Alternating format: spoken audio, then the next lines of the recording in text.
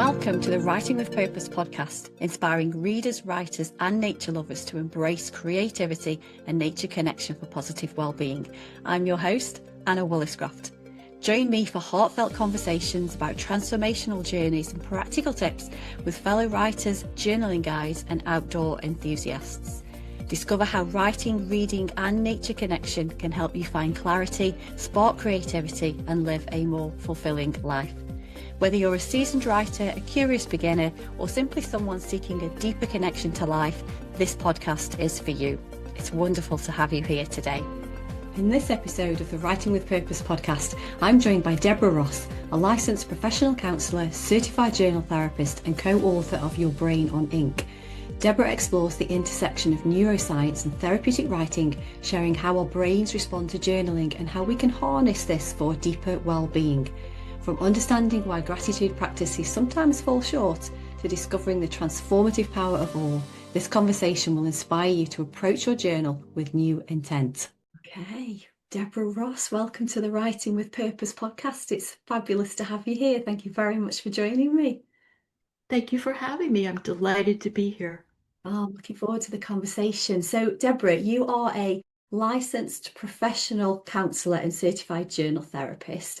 And as a teacher and trainer, you offer private writing instruction, you develop workshops for the community, you teach expressive writing in healthcare settings and the meditation community, as well as being a core faculty member of the Therapeutic Writing Institute, where you teach and you supervise the journal therapy trainees. That's a lot in your professional life. It is. And I love the work. So some of the associations people sometimes have with work about, the onerous aspects of it. When I'm teaching, I don't experience that. I experience the joy of it. Plenty of administrative issues. Yeah. We can all say that, but yeah, I think you're absolutely right. And I've said this in the past quite numerous times that when people talk about work-life balance, it's, to me, if you love what you do, as you've just described perfectly there, it's not really about work-life balance, because what you do for a living is just forms part of life. Yes, absolutely. Yeah. So, Deborah, I've got a few quick fire questions for you. If you're okay with that, we'll just run through these. So, what was the last book that you read, and how did it influence your perspective on journaling and storytelling? The last book I read was The Living Mountain by Nan Shepherd, who's a Scottish author. She had written, I believe, novels, poetry. This book is written about her experience with the cairngorms, and she didn't have a publisher for it, and it went in the drawer for years.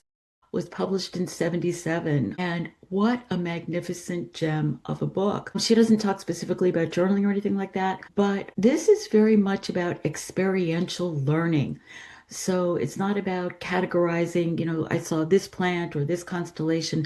What is the experience like of being with?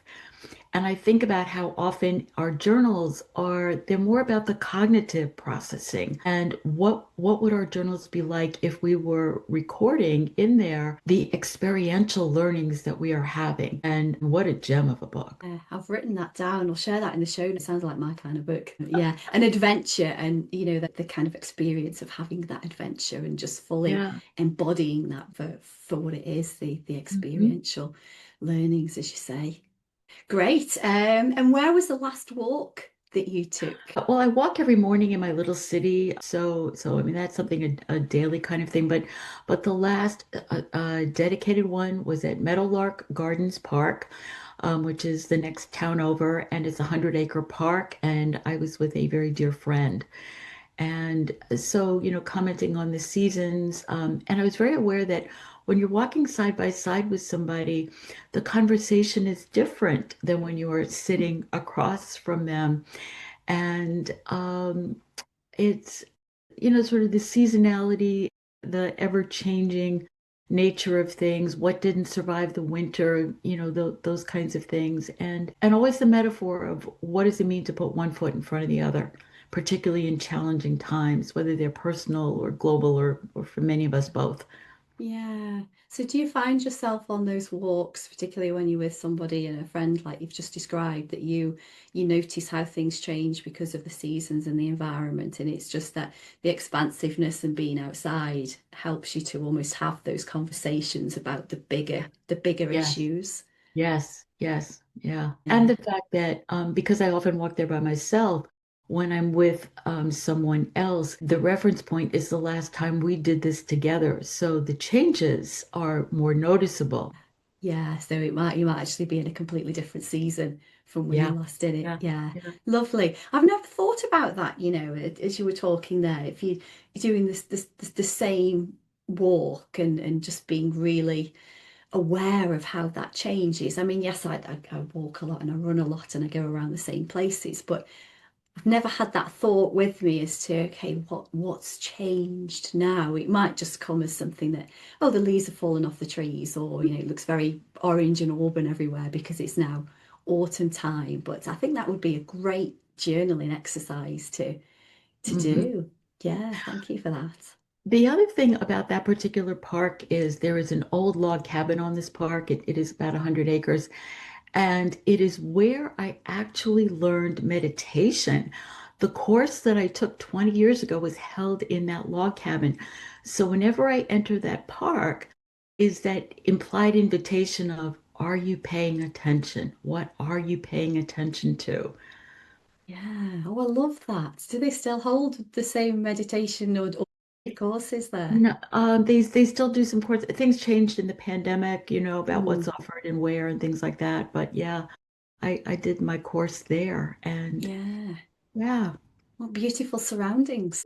Yeah, fabulous. It's a lot of inspiration I can hear from you that you get from being in that park. So thank you for sharing. And final quick fire question, Deborah. If you could invite four people, dead or alive, to dinner, who would they be and what would you hope to learn from them?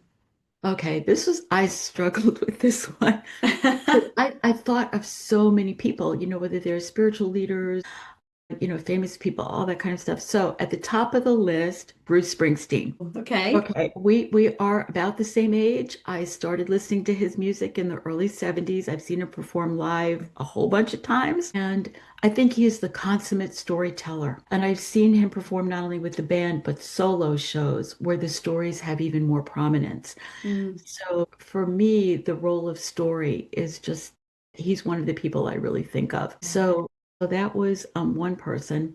And then this kind of surprised me when it popped, and I kind of played with it, but decided to go with it. So I live just over the Potomac River from Washington, D.C. And so I'm in Virginia, and I'm about 100 miles from Thomas Jefferson's home, the university that he founded, where both my boys went. And I thought about inviting Jefferson. He was the author of the Declaration of Independence. He contributed to the Constitution. And if you tour his house, you see his journals. Ah, right, And he interesting. was a devoted collector of books, and his books, 6,500 volumes, became the beginnings of the Library of Congress. And after he got rid of all of them, he couldn't stop. He told John Adams, "I can't live without books." So he started collecting it. And given where I live, given the, conditions in my country right now, I wanted some wisdom and guidance. I wanted to know I mean, and I realize he's a very complex man. Not all about his life is great stuff, but the narrative that was happening back then, how does it come forward now?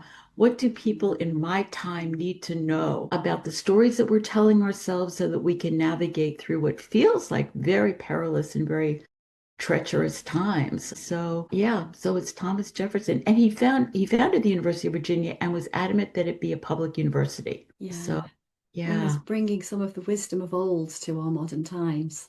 Yes, from somebody who lived through the creation of this country. Yeah, you've got two very powerful people there to start with. Okay. Then I went to Jane Goodall because she is she co-authored a book on hope, which is a very recent book. And part of why she was on my radar was that she was asked for this book, and I've also seen a letter that she wrote about what informed her choice to go to Africa. And she cited growing up sitting under the beech tree reading Dr. Dolittle. I just finished reading all 11 volumes to my granddaughter.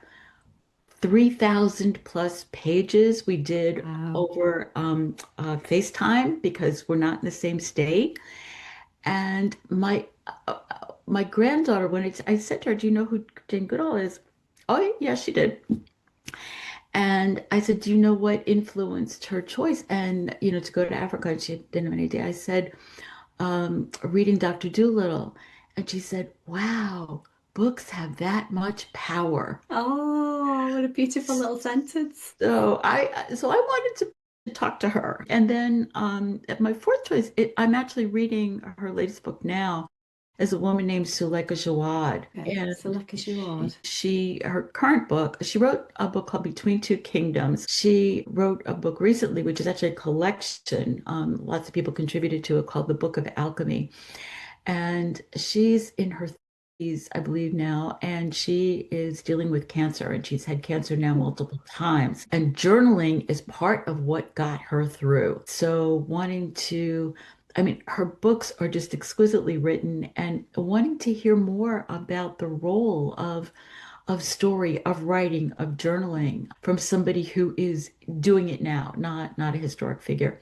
And then I know you limited me to four, but what I realized is these are all famous people. So it's almost like I wanted to leave the door open so that anybody could wander in from the street or be teleported from the past so that I could hear a voice that we don't know. Yeah. We don't know. Yeah, and that's a great visualization. Leave the door open and have the portal available for people to come in from wherever. And I think that's a great metaphor for journaling because when we do write, there's so many different ways we can gain Mhm. the insight and using prompts or people, but Right. poetry and books, Mm. extracts from books are perfect to help us to start writing something. Right. So wonderful. Oh, I'd love to see what was on the table for you to eat and drink with all of those people there.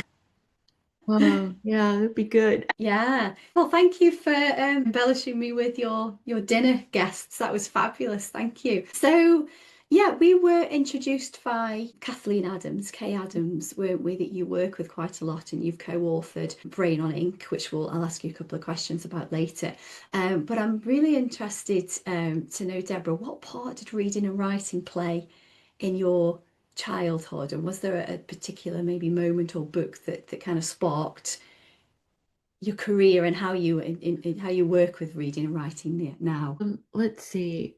My grandmother, my mother's mother, was a kindergarten teacher, and I have books, Winnie the Pooh, as a matter of fact, that she gave to me long before I could read because her inscription was dated 1952. Uh, so the stories, telling stories, books, they were kind of background in my home. But I lived in a small apartment, so we didn't own a lot of things. But the story that really crystallized it for me was I was in high school and college in New York City. And in much of the US, you can get a driver's license at 16. In New York, because of the congestion, they won't usually let you get a license until you're 18. And so high school, which is a big car thing in the US, not for me. And somebody asked me one day, a number of years ago, "How old were you when you got your driver's license then?" And I said 5. And I thought, okay, this is a little nuts. And what I realized was I it was my library card. That Yes. was my first mode of transportation. And so I could read at 5. And to get a library card, you had to be able to sign your name. So I certainly had the rudiments of being able to write. And because of living in a city, I was able to walk or actually take the city bus by the time I was 8 to the library. So that's really, I mean, books just, I would go in and I would get lost in the stacks. And the first book that I remember very powerfully, I mean, I remember lots of stories and fairy tales and all like that, but it was Charlotte's Web because I sobbed at the end of it when Charlotte died. It was like what my granddaughter said, the power of a book to move you. Yeah. So it was Charlotte's Yeah. Web, E.B. White. It's very true. We can get very emotional with whatever context it is that we're reading.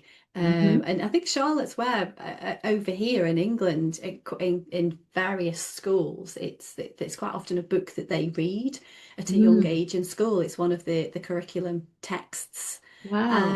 That well, one of it won't be for everybody. We didn't do it, but yeah, how fabulous! And I love that again, that sort of metaphor of the library card being, it's like that portal again. You're going on the Yeah. journey to the library via the bus or wherever, but also you're able to go on all of these different journeys with the different book. A Yeah. new journey every time you open a new book. Hmm. Yeah, fabulous. I forgot to mention earlier when after the quick fire round, Deborah, that you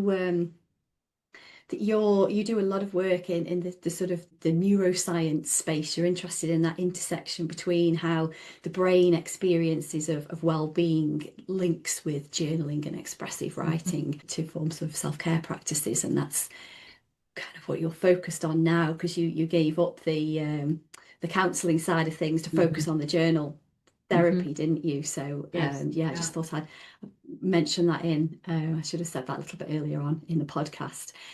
So can you remember then when we've talked a little bit about the books and reading. Can you remember when you first picked up the pen to start journaling? Was there I what? picked it up. Let's see. I know I was in my early teens. Um, but I suspected I had one of those little, diary things, right, with the little lock and all like that. Yeah. I suspected somebody was reading it. Oh And dear. Yeah. yeah, and I wrote something in there that was not true, but was so inflammatory. I knew that if the person was reading it, they wouldn't be able to leave it alone. So I stopped writing for a long time. I didn't Yeah. come back to it. Came back to it.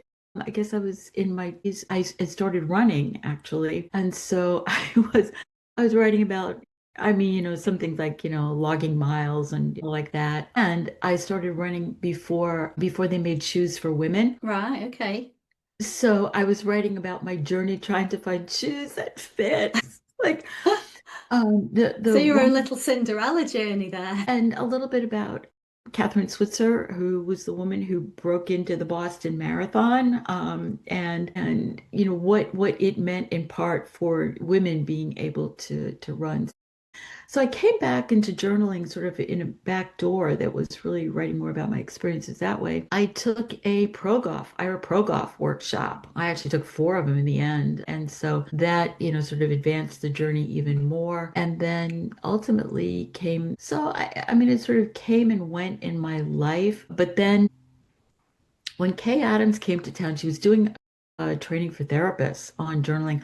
Because part of what happened in graduate school when I was getting my psych degree was we were often told, have your clients journal about that. And people would, and it worked and it didn't work, and people were not having the outcomes they wanted, and nobody seemed to know why. So I stopped recommending it, and I was paying a lot of attention to what was happening for me in my writing, which was try different systems. Kay came into town. One of my good friends and colleagues said, we got to go. And I said, well, I've maxed out my training budget for the year. I can't. And she said, no, no, no. So we went and we came out of there. And she said, oh, that was a great training. And I was thinking, I've got to figure out how one gets trained. So that got me into K system. And then I really started my journaling, which had been a part of my life, but it became a much more prominent part of my life at that point. Yeah. So, yeah. Yeah, I think what you've just described there's a lot of people that will relate to that, as a child, having that diary with the lock on, thinking it was safe, whereas actually, probably very easy to break into. And it's such a Oh, yeah. shame, really, because, journaling, it's your private space. You can put whatever you want because there's no fear about somebody reading it. And that having that experience as a child is quite, well, it's painful at the time, but it also can scar you Yeah. for future practices. So it's lovely that you were able to find it again, but via a different mode almost through the running and writing down of Yeah. those Yeah. experiences. And and that almost equality, if you like, of the female runner and the shoes. And wow, I didn't realize that not having the female shoes was a thing. No, because we weren't supposed to be able to do this. Yeah, yeah. So why would we want some Why would we shoes? need shoes? Yeah, yeah.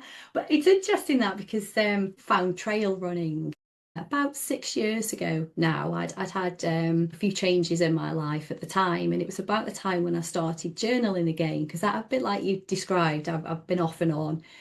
Probably wouldn't have called it journaling when I was younger, but there was definitely elements of it there. And then I started trail running, and it was almost as though there's sort of two things and brought me together to get to know myself better, connect with the great outdoors better. And it's really interesting that when I speak to people, how many people have had those little touch points of writing, or the past experience of writing, and then dropping it for years for whatever reason that is, and then also with nature as well, having that connection when we were younger, and then not for a period of time, and then finding it again, whether that be walking, running, or just simply being. So yeah, thank you for sharing that. do you Yeah. still do you still do any running? I walk pretty much every day, and probably about 3 days a week, I'll intersperse some of that with running. And I discovered, I don't know if you're familiar with it, a system called Chi running. Danny Dreyer, Chi? Chi, No. C-H-I. Danny Okay. Dreyer, who had studied Tai Chi for many, many years, developed a running system that was using a lot of the principles of Tai Chi. And I'd done yoga for a long time, came to Tai Chi later, thinking about alignment in a very different way. And that really made a big difference for me in terms of being able to continue to do this injury free, watch the pace, that kind of thing. But it Yeah. conveys also to walking as well. So Yeah.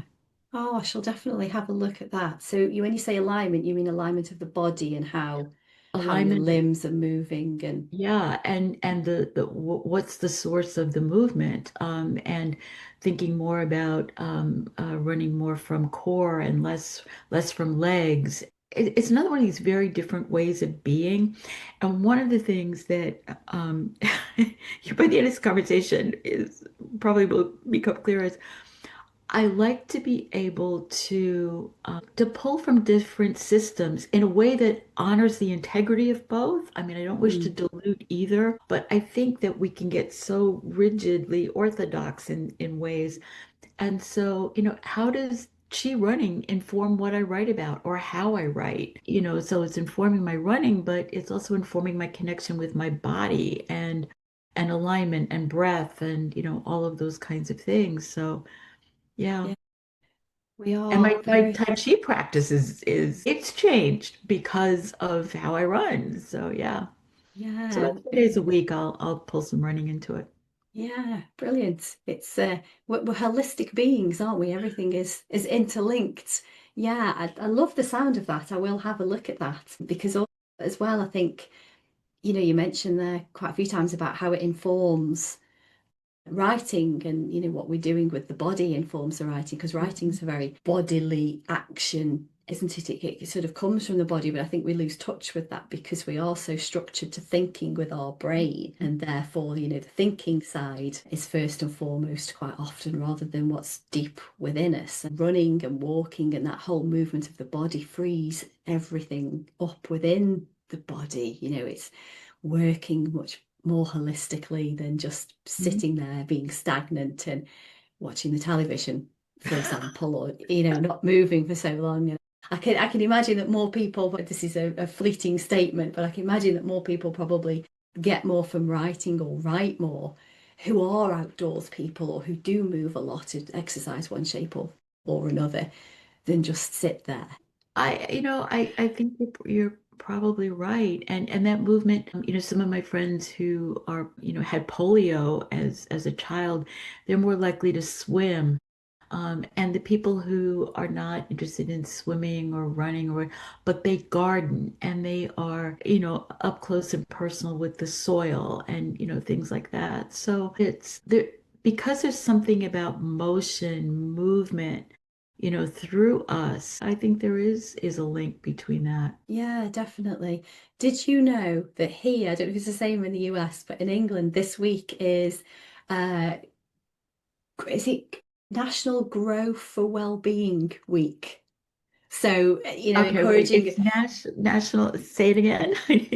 National Growing for Wellbeing Week. I think that's Okay, right. I might have got the odd, it might be okay, growth I'll rather go than check. growing, but encouraging people to, go outside and as you just said, garden or plant vegetables, plant flowers. So, it's all for our own well-being. So yeah, I was before earlier on today, I was writing a social media post about because I was sidetracking completely here. I am sorry. Oh, it's great. I was outside at the weekend, well, I have been for a couple of days now, cutting the ivy away from a hedgerow that we've got because it's quite invasive and it's starting to take over. And yeah, I thought, well, that's a social media post there, a metaphor about what's kind of overtaking you, what's smothering you almost from growing in the right way, the effective way. So yeah, I sidelined a little bit there, Great. but from what you said, it kind of made me think about what's happening this week. So your career has spanned psychotherapy, journaling, expressive writing, as we've already mentioned. So at what point did these paths kind of intersect for you to think, yes, this is what I want to focus on, the neuroscience of well-being and writing? You've mentioned a little bit about Kay's coming into town and her course. But what was sort of that point where you thought, this is where I'm going to go now? About the time that Kay came into town, I don't know, maybe a year or so earlier. By this point, I mean, I already had meditation practice. Mm, And one of the very renowned meditation teachers, Jack Kornfield, was doing a training for therapists that came into town with Dan Siegel, who is a psychiatrist and quite renowned in this world of neuroscience. And the two of them were coming into town together to do a training. And I was like, okay, this is fabulous. So I went, and then I want to say it was around 2010. I can't remember exactly. He had a training cohort, but you had to travel to California, and I'm not going to California every month. So he was creating his first online training program in the field of he calls interpersonal neurobiology. And I decided to apply to that training program, and it overlapped with my training with Kay. And I had those moments because I was still in practice. Like, what are you thinking? Like, what planet are you on that you are? And okay, I'm just doing this. And that's and part of what really informed this is Dan was quite informed by a book that E.O. Wilson wrote. He was a renowned Harvard scientist. I think he was the world's expert on ants, maybe. I know he wrote a book on ants, but E.O. Wilson also wrote a book called Consilience, which has to do with, taking, it's that integration of different fields and where do they come together? And Dan used that book to try to gather folk to consider what is the mind? That was the question. And he's asking mathematicians and physicists and, artists and I mean, and could we come up with some sort of definition that regardless of your discipline, that you could be on board with. And it was a fascinating process that he was teaching. And then, of course, he went into a lot of neuroscience, and it was a 3-year training program, but it overlapped with my journal therapy training, also a 3-year training program.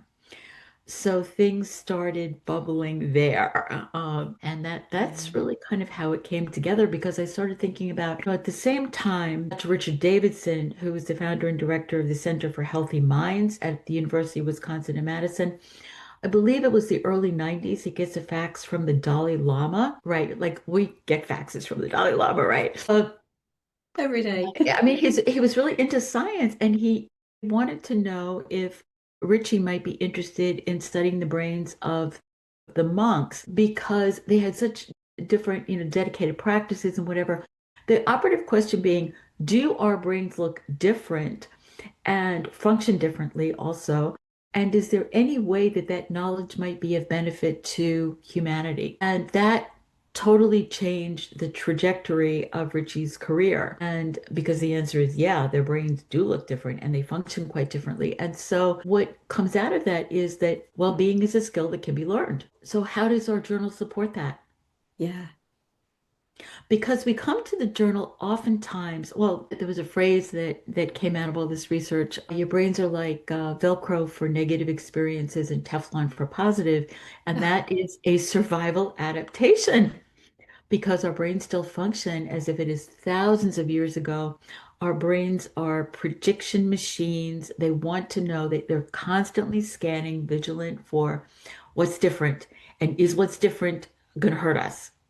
Yeah. So the brain's job is to keep you on the planet, help you survive. And so the idea that we likely are coming to the journal to rage on the page, to process difficulty, that is in part our negativity bias because Mm. that's what we're trained to focus on. So, how can we then expand the journal to be in service of our well-being? So, it's not that we never rage on the page. Of course, we can rage on the page. And this is my metaphor. This is the one that really works for me is how do I compost it? Okay. And then what am I going to nourish with that compost? It's not just enough to compost it. So now I have a big pile of compost instead of a big pile of garbage. So what, right? What am I going to grow with it? What am I going to nourish with it? So all these things start coming together. And then, the importance of addressing these questions, having the questions have some integrity, not some, but have a lot of integrity to them. And how does the pen support all this? Yeah, because asking those questions, it helps to give those questions more strength, if you like, when writing them on the page. If you keep them in the Mhm. head, it's not quite, but then you can start to work through that. Um, it's fascinating, and I think we're only starting to realize, aren't we now, through neuroscience and some of these studies and research Mhm. that you've touched on there, that our minds, our brains can be very, very different when we're in different situations. We're all wired in a similar way, but through experience, those wires can change how we interpret things, how we react, how we behave. So all of that is fascinating. And I can see how you thought, I need to do this. I've just got to study this. Do you think, Deborah, do you think that if the two 3-year programs hadn't come together at the same time and maybe sparked some of those questions and maybe infused some of those answers that you were coming to receive, do you think it would have been any different? Uh, You think it to, compacted the learning and, oh yeah, mm, totally, totally. I mean, once I understood this concept of neuroplasticity, which, it doesn't take any kind of a science degree. Once the research was clear that our brains are constantly changing in response to experience. But if you think about it as we are constantly buffeted, here's this sailboat and, we're being blown around all over the place, right? Our brains are constantly changing in response to experience, which is not the biology that I was taught. And Richie Davidson will say the same thing, that we were, taught that you were born with a fixed number of neurons and the only thing that changes is they die over time. But neuroplasticity is neither positive nor negative. Your brain is changing positive experiences, negative experiences. What would it mean to grab the rudder of that sailboat, to become a skillful sailor? And so, like, wow, all right, how many different ways can I do that? Because that's about writing, but that's also about my exercise habit. I mean, it's about multiple things. And it's also about the fact that we have, I mean, Dan Siegel talks about now we're up to four brains. Maybe there'll be more, who knows?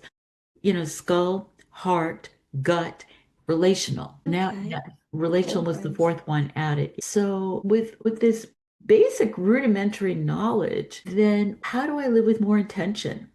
How do I consider my impact on the planet? I mean, another metaphor that I like that it sort of came in from the couples therapy world is, am I polluting the space of my relationships? How do I know that? How do I clean that up? Yeah, yeah. And have it, yeah. Yeah, you've got me on a train of thought there. Something for me, I think, to work on. All of In us, it, but all of us. but yeah, four brains as well. That's fascinating. The and the skull, you said the skull being one of them.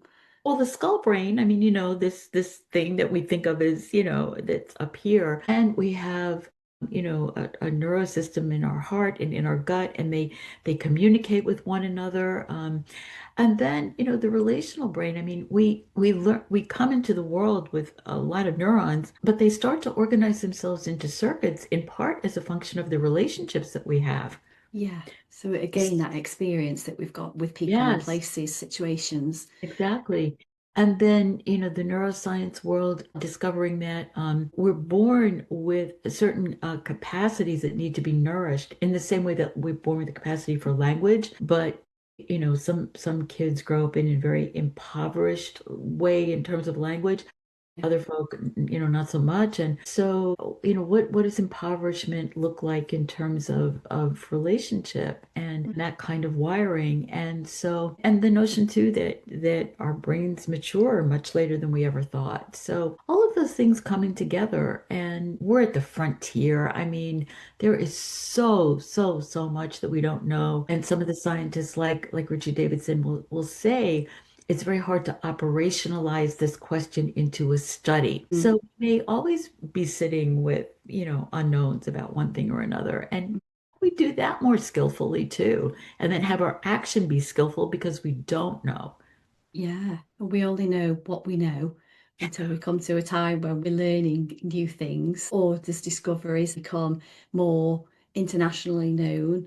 Because I'm sure there's a lot of things that we still don't know about, or perhaps Indigenous people, Yes. ancient ways that we've forgotten or become more disconnected from that help with neural pathways. And I think for me, I always look at that as okay, try new things all the time, eat new foods, speak to different people, build new relationships, build on something. Because since journaling and getting outside more and becoming more self-aware, I immediately know when I've done too much of the same thing for too long.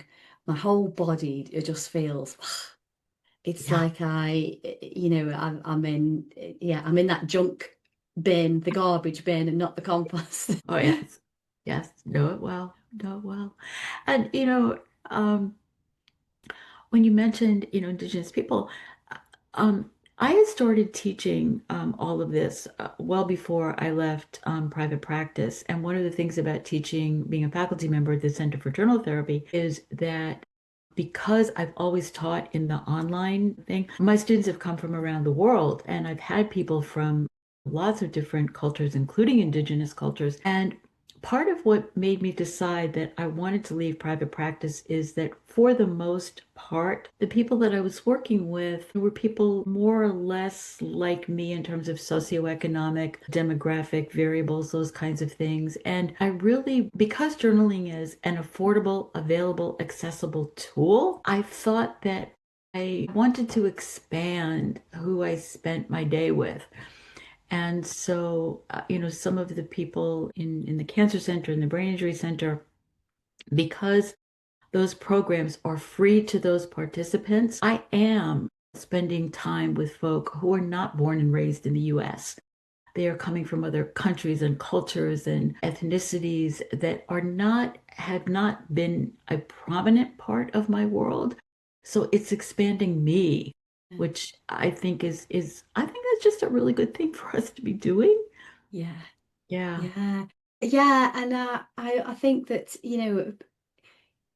people might think that those kinds of connections, making those connections, are a little bit out of reach, maybe inaccessible. But I think once you've done that a couple of times, you start to really see the benefit. And I suppose I'm approaching this in a slightly different way. But last year I went to the Barcelona Journaling Festival that Kay spoke Yeah. at. That was way out of my comfort zone as well. I'd never been abroad for anything in terms of training. But what an enriching experience. And I met so many people there. And it's almost because part recognized the benefits of journaling very early on, and I thought this is where I want to move into, and I just want to share the benefits with more people and be a sponge to learn different techniques so that I can share those. And the Barcelona Journaling Festival really introduced me to that. And since Oh, then, I've sort of taken courses. I've gone to at the weekend. I was at the National Writers Conference, which isn't journaling as such; it's more mhm. writing. But again, it put me in a room with so many different people that have got different ideas, different approaches, different experiences, and that for me is just one of the best environments you can be in because you're learning from other people. It sparks ideas. You get a train of thought that then you mentioned about, leaving the door open at the start for the guests to come at the dinner table. And, I think this is kind of what we're touching on here is just we're opening those doors and we're leaving those doors open so that, all of these connections and relationships and learnings can just help us to grow. It's Yeah, never ending.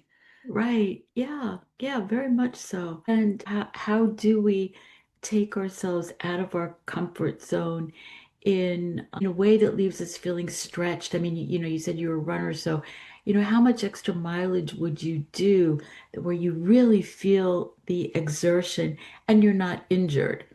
Mm. So getting familiar with ourselves in terms of those kinds of things and different people, different writing techniques, different circumstances. And because I live in the DC metro area, it is a rich international community. So I do have opportunities to work with people who are, just not the people that I necessarily would have grown up with.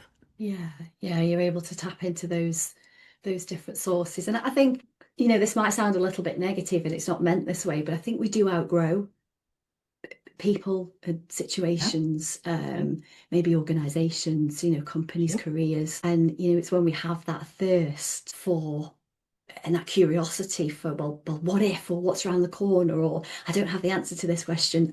I need to learn more or meet some more people to find the answers to that question. And I think we can almost outgrow those relationships. I mean, I repot plants, they get root bound. It's Yes, this one behind me has given me about 15 already this year. And it's and for me, my journal has been a really good companion to explore that question. I'm chafing. Why? And in a kind, hopefully compassionate way. Why am I chafing? What's this about? And then, keep asking why, but from that place of kindness and curiosity. And getting some clarity about why I feel like I'm chafing and what, if anything, I might want to do about that. Maybe I sit with it for a while. Maybe it's time to release it. And what do I know about myself in terms of how I release things? Can I do that without polluting? And how am I going forward? What's next? And maybe that field lies fallow for a while. Am I too quick to get something planted in there? Mm. So for me, my journal is a great place to do that kind of exploration so that hopefully I approach those questions with integrity and sense that I'm moving out of where I was. I mean, I don't want to do it as just a linear moving forward, making Mm. progress. Because I live in the land of relentless self-improvement. Me too. But what does growth look like under these?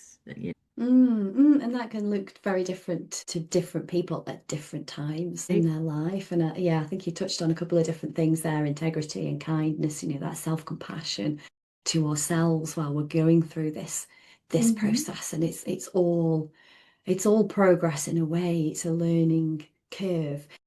Deborah, do you have, I'm curious to know, do you have one main journal that you put everything in as sort of chronological, or you have multiple ones?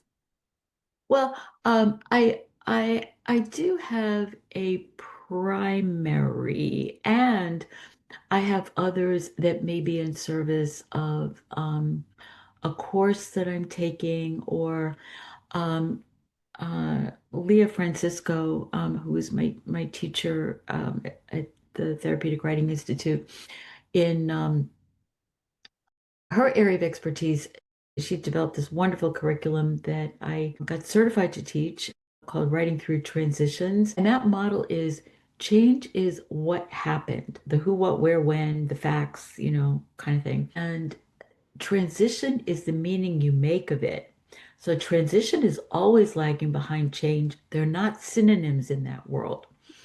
And so if I had a dedicated transitions journal when I was thinking about leaving private practice and focusing exclusively on teaching journaling and expressive writing. So that was a place where, yes, I had a dedicated journal for that. But yeah, I do have I have a primary, but I got some secondaries that are at times can be primary. Yeah, I think I need to get in a little bit more structure sometimes. I've got a dream journal, which is there's always Mhm. the dream journals in there.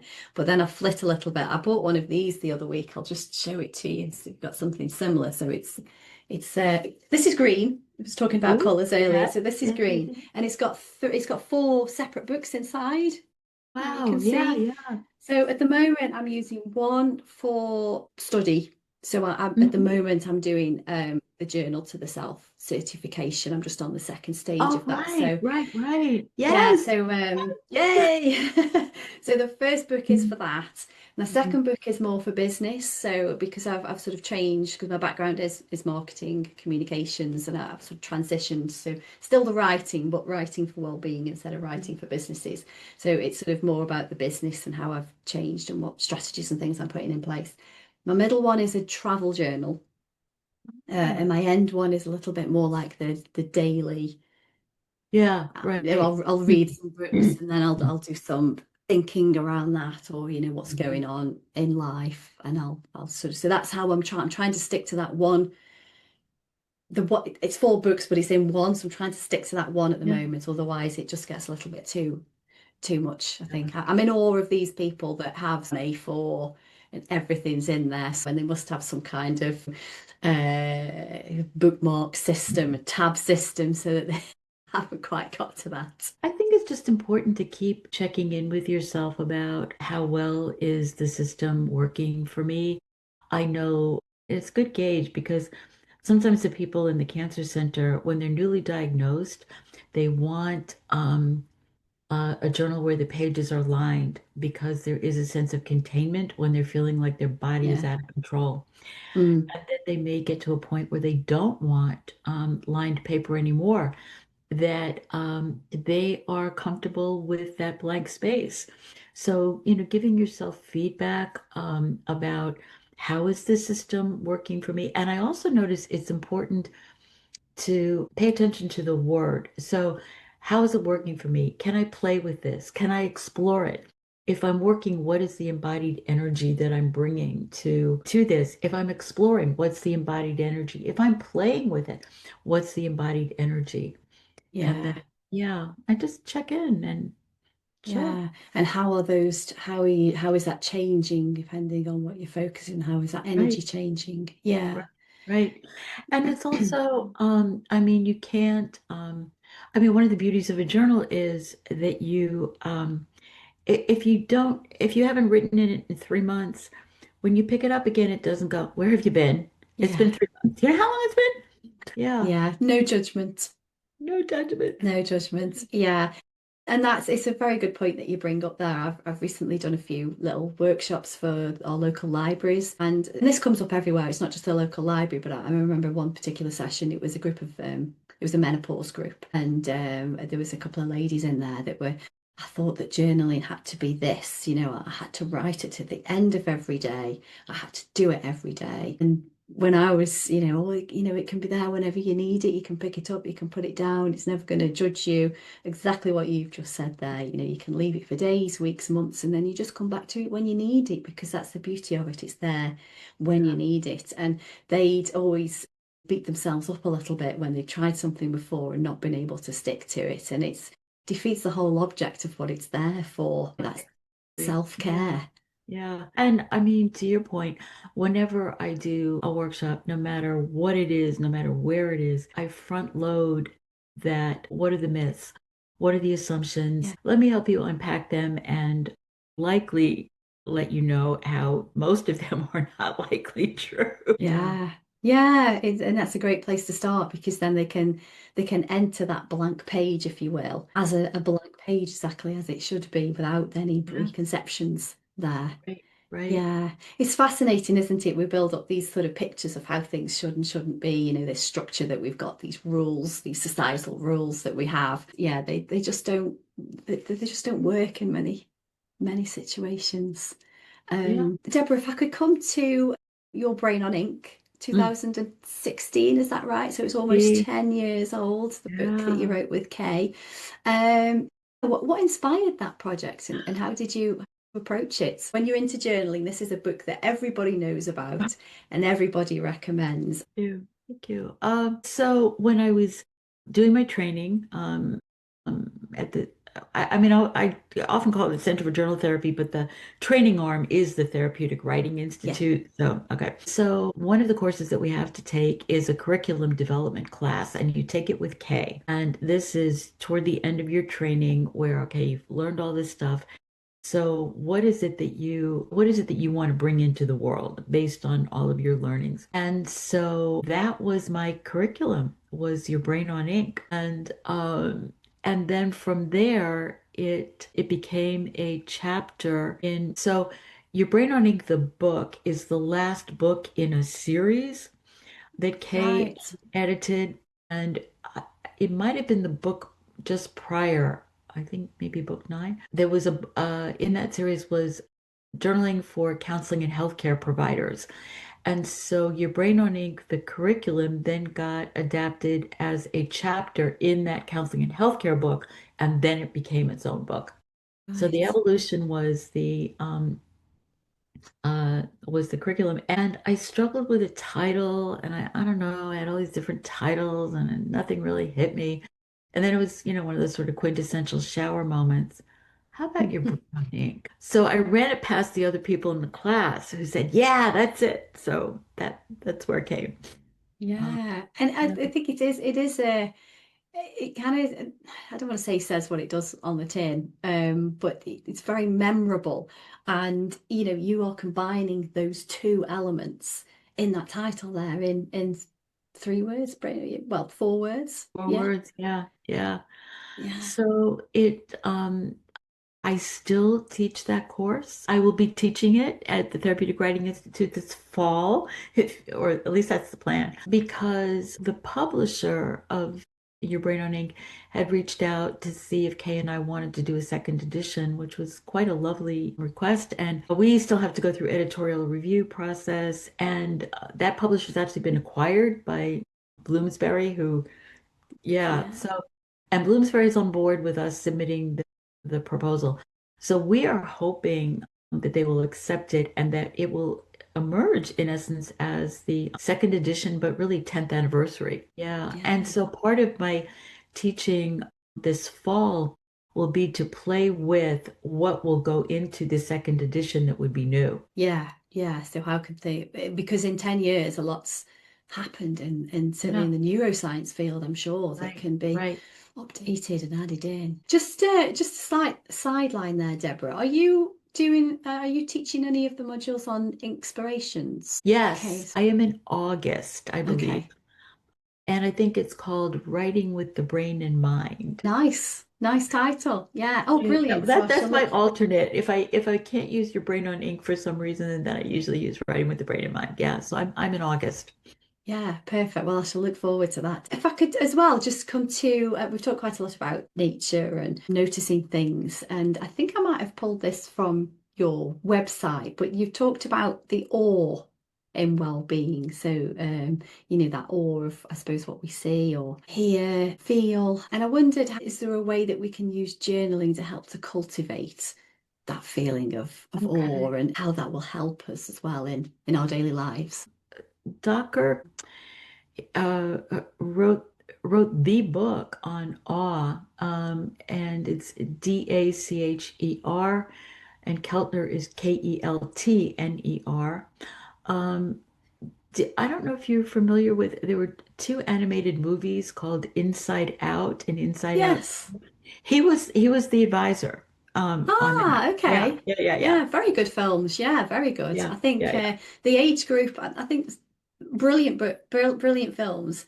I think the age group of the people that watch it are a little bit young to understand what it means. The parents, yes, but the kids. Exactly. Well, he wrote the book on awe. So for me, it comes from the importance of it comes from a number of different places. One, that we've been told now for I don't know how many years about the importance of keeping a gratitude journal. And many people do, and many people will end up coming away feeling like this isn't working for me. I don't get it. It's supposed to be helpful and beneficial. And maybe it is, but I'm not experiencing the benefits that I keep hearing other people are experiencing. So one of the pieces on that is that often, at least it's common here, people phrase the gratitude as the absence of a negative. I'm Mm, grateful I didn't have an angry conversation with my partner, colleague, family member. I'm grateful my back didn't or my knee didn't hurt as much today. I'm grateful that, so it's all about I'm grateful for what didn't happen.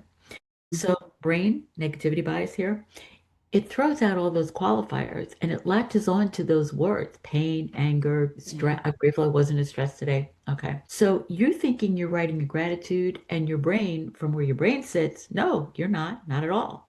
You're referencing all these negative things. Okay. So then you have to flip that into the purely positive for your brain to register it as a gratitude. I'm grateful I felt more ease today. I'm grateful I had a pleasant conversation today. I'm grateful that my healing is progressing or whatever. Okay. From there, what we're learning is that what our brains love is witnessing acts of kindness. So we're not the beneficiary, but we serendipitously came upon it. So anything that leaves us both feeling smaller and more connected, which is what awe is really about, is something that our nervous system really takes in as nourishment. And when I heard Dr. Keltner speak about awe, it sounded to me as though better to have one of these experiences in a week where you write about it and you really notice the embodied sense. James Joyce, the Dubliners, Mr. Duffy lived a short distance from his body. Certainly how I was raised. So anything that Yeah. we can bring back into that experiential, and that's what awe does. It's not a cognitive thing. It's, the Northern Lights. Am I analyzing the physics of the Northern Lights? Or if I'm standing at the edge of the Grand Canyon, am I going through some geological thing about the layers? No, it's experiential. So to the extent that we have those moments, we notice those moments, and then we write about those moments, they actually can feed a gratitude practice in a Mm, much more robust way than I'm grateful that I don't know, the sun is shining today. Yeah, yeah, right. But the other piece too with awe is why is this meaningful?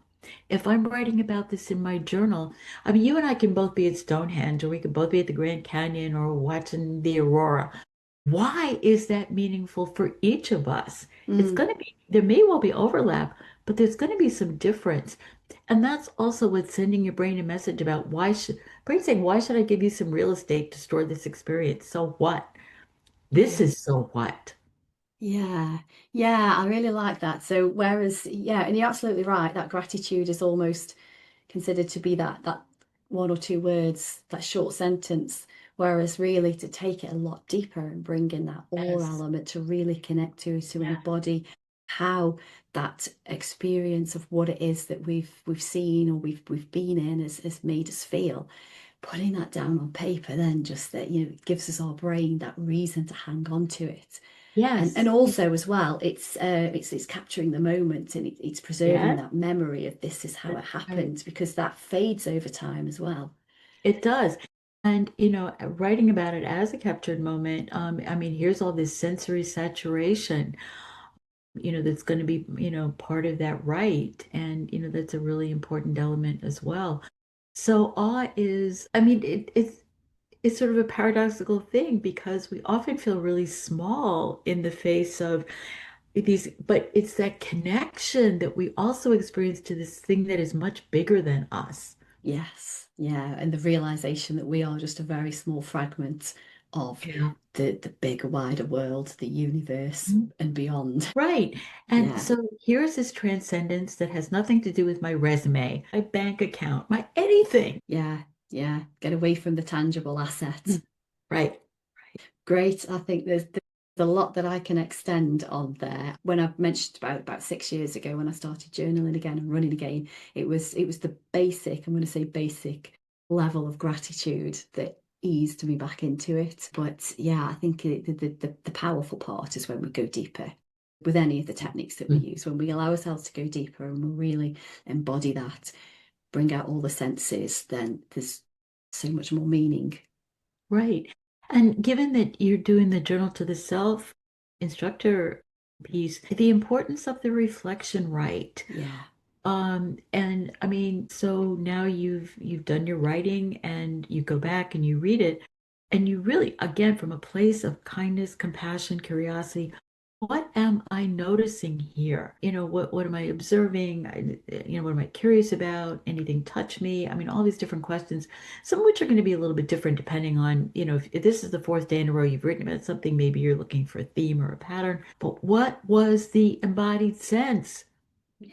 What surprises you? What makes you Hmm. curious? Yeah. Yeah, It's keeping it going, isn't it? Keep asking those questions and really right. embracing what it comes back for you. It's a constant work in progress, but all for the benefit of us as individuals. So yeah, just I'm looking at the time, crikey, it's gone really quickly. It's Yeah. fascinating to Oh my to goodness. chat to you. Wow. Yeah, Yeah, so so much we'll just fun. ask a couple more questions, Okay, Deborah, and then we'll have to wrap up. I'll have to let you get on with your day, even though I could talk to you for, for great another fun.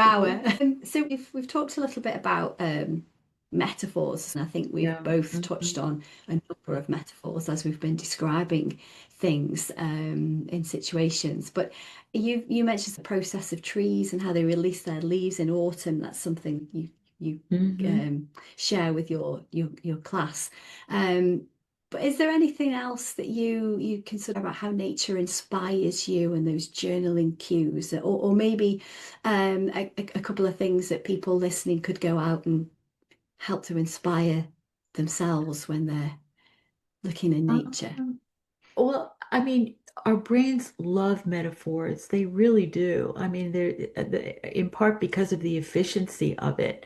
If you talk about the light at the end of the tunnel or grabbing the rudder of a sailboat, I mean, people, our brain knows what we're talking about here. Yeah. So I think it's really important that people consider what metaphors are informing them and starting to pay attention to that because that can invite and it can create self-fulfilling prophecies, in ways that maybe are not terribly skillful for us. One of the things that I think about with nature in particular is there was an obstetrician many years ago, and sometimes when people miscarried and they're obviously it's a time of great loss and sadness and grief, but sometimes basically depending on it maybe what your growing up experiences was like, you may well have a story about all of this. And he would tell people, go buy a bag of peas in a pod and start shelling. And very quickly you would see there's at least one, sometimes more peas in that pod not destined to grow to maturity. So here's an example of I don't imagine nature, that pea pod has now made up a whole story about that. Or the crepe myrtle in my neighborhood that sheds its bark, oh my God, all over the place, right? And I don't think that crepe myrtle is doing a whole number on itself about, oh my God, it made such a mess again. So I think nature invites us to get clarity about the circumstances and what's the story that we are making up about them? The circumstances might be glorious, they might be painful, but where does the story, where does it support, and where is it taking away? Mm, mm. Yeah. And I Where is mean, it being helpful? Where is it potentially damaging? exactly. And I mean, I may be mistaken, but I really don't think those pea pods are making up a whole story about, oh my God, this is one pea in here, and what did I Yeah. do? And I should have, and this, and Yeah, and it's the same with animals that you've got a little bit more of that, I suppose, thinking power than plants. They don't sit there twiddling their thumbs, worrying that I somebody don't think hasn't so. joined them somewhere or No, I don't think any of the dogs that have been part of my life obsess about things in the way that I do. yeah, yeah, they just Or, turn yeah, up and they want the love and yeah, exactly, exactly. yeah. Yeah, so it's all about the stories that we tell ourselves and how Yes, can we can reframe those and work with those stories to reframe make it. them more Just helpful. even become aware Mm, that add-on is a story, that maybe the pain that we might be in is very real and worth exploring. And and there may be a story here that is compounding it. yeah, yeah, it's not necessarily what's obvious that's Hmm. fueling Right, that. right. Yeah, yeah. And journaling and being guided in a journaling Yeah. practice is along that right direction to think about these things in the helpful way to come out through the end of Mhm. the tunnel into the light. Yeah. And the operative question is, what am I making up about this? What am I making up about this? Yeah, yeah, Here are the circumstances. I can, write that out. yeah.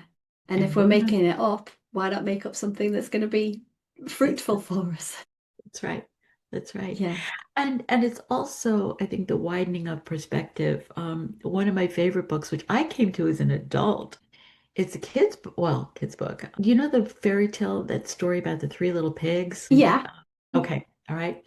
There is a fabulous book out, and it's The Three Little Pigs. It was written by the wolf. Ah, Needless to say, that is a very different story than the one that we are accustomed to hearing. And so I think the more that we can do to put ourselves in circumstances that challenge our perspective, which is what awe does, it challenges mm, our perspective.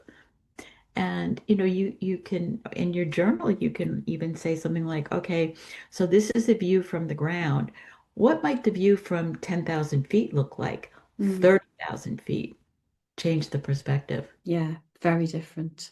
Very Yeah, but I different. always You can recommend that see. Three Little Pigs book because Yeah, I'll have to have a the look from wolf that. would write. Yeah, who was the author of that one? Well, it says by a wolf. I.A. Wolf, right. Yeah. Yeah, and yeah, and again, the perspectives there. It is a journaling technique, isn't it? Writing it Yes, from it different is. Yes, perspectives. it Also, is. the dialogue technique where we can have a Yes, conversation with somebody, and that helps us to see a perspective of somebody else, or not even a person, a situation, or an entity of some sort. right, right. Mm, Ah, yeah, all fascinating stuff that is indeed. worth learning and trying. Okay, so I'm curious how you see the relationship between storytelling and healing evolving, given that we now have the introduction of, AI and tech tools that can assist Oh, us. it's a great question, and I think it's a difficult issue because I mean, storytelling, all of the indigenous traditions, the oral storytelling, and now we have language. And my experience with AI has been quite mixed, and I think it certainly can be very helpful as a tool in a cognitive way, but the meaning making, the embodied sense of experiencing something, that's not where AI traffics well. I don't Mm, think it can, but um and and I think it's really important. I had somebody, I was going to be doing a workshop and I gave them all the information, whatever, and they sent me back something. I think they were looking for uniformity across the different presenters. So they had run it through AI, and I read my workshop description, and I was very clear this does not sound like me. yeah. How do I know that it doesn't sound like me? It's that embodied sense, right? Mm, So yeah, here are the words, and there's some inaccuracies, but that wasn't it. Doesn't sound like me. So I think AI can be useful in an information gathering way, but even there, not always. But one's own story is a product of one's experience. And that is the skull brain and the heart brain and the gut brain and the relational brain. AI cannot know the relationship that has just happened right here. So the more that we are getting more skillful in tapping into the embodied experience of something, I think we can find a way to have AI be a support Mm. and not confuse it with the the experience that we're having. Yeah, yeah, I completely agree. It'll never replicate an experience. That sense of us being, it might be Mhm. able to help us maybe with some prompting, or we'll never be able to replicate how we feel from writing and how we feel afterwards. So it's great for structure and helping with the logical, rational side of things, but not really the emotional that comes from inside. Fascinating topic, though. Yes, indeed. So, what's next for you, Deborah, in 2025? You mentioned the Brain on Ink for the Centre of Journal Therapy again in the fall.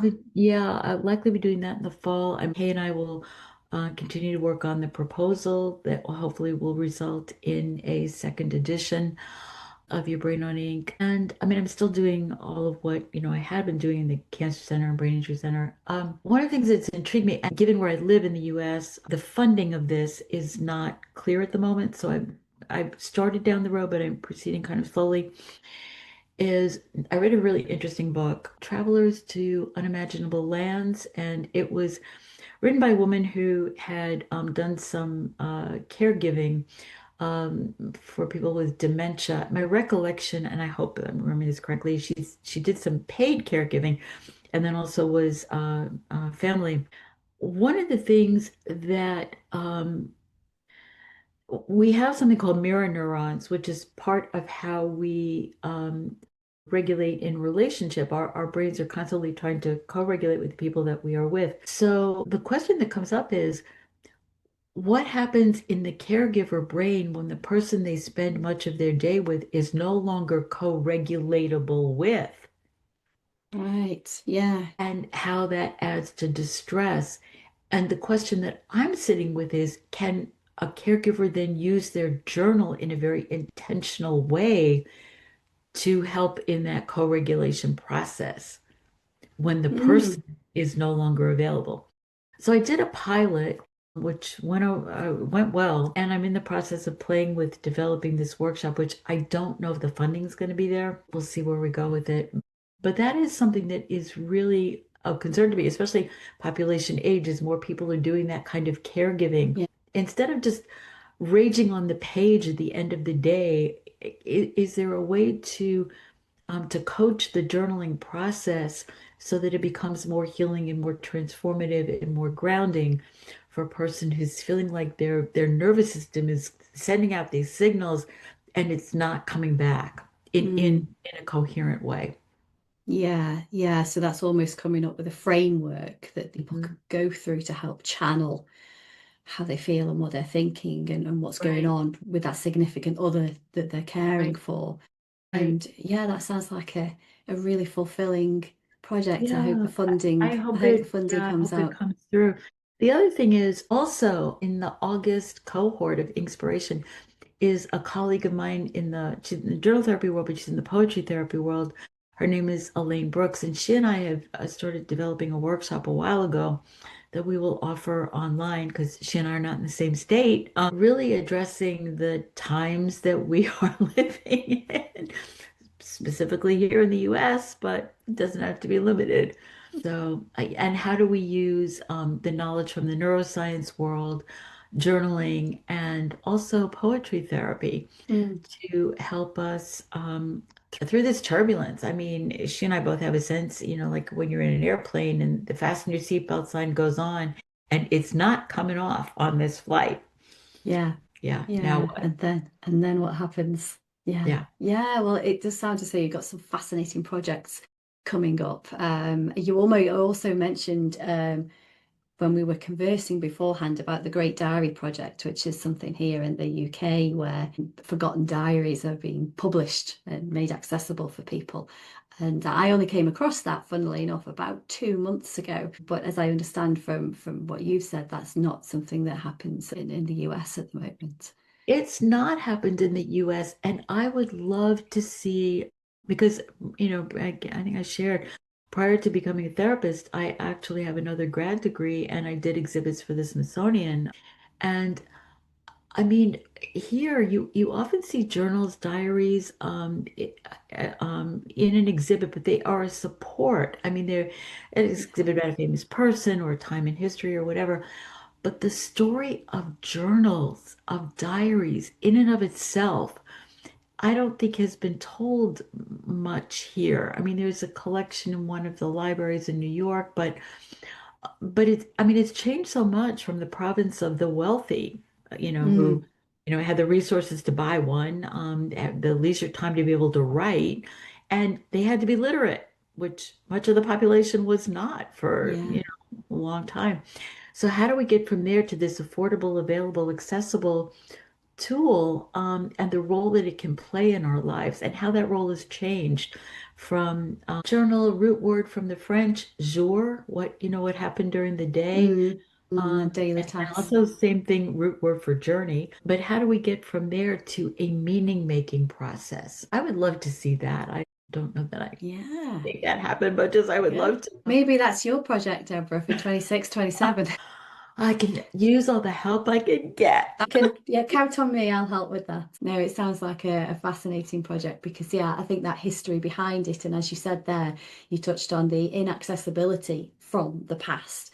Now it's a lot more accessible, and that form and that Mhm. practice has changed because of that. But yeah, just being able to tell the story of the journaling practice, Yeah, fascinating. And it could yeah. be a what do you call it, not a moving tour, but going on tour, if you like, Yeah, between the yeah, different yeah. museums and Right, right, universities and, right. yeah, writing institutions and everything. So it's got a lot of potential, a lot of potential.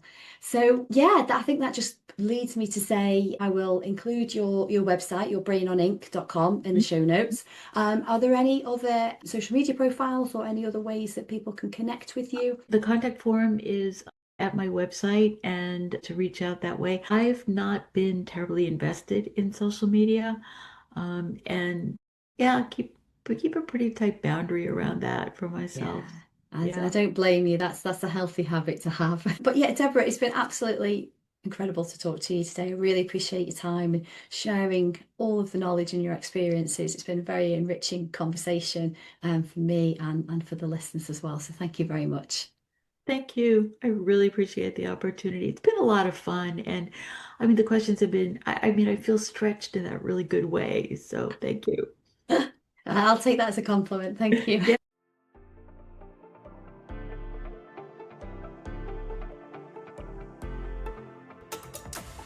Thank you for listening to today's Writing with Purpose podcast. Having conversations with fellow writers or adventure enthusiasts brings two of my biggest loves in life together, writing and nature connection. I've been a copywriter and content creator for 23 years, but my passion is writing for well-being, and I'm on a mission to share the benefits that putting pen to paper has for personal wellness with as many people as possible. If you want to learn more about writing for your well-being and journaling techniques, please connect with me in my Facebook group, Journaling with Anna.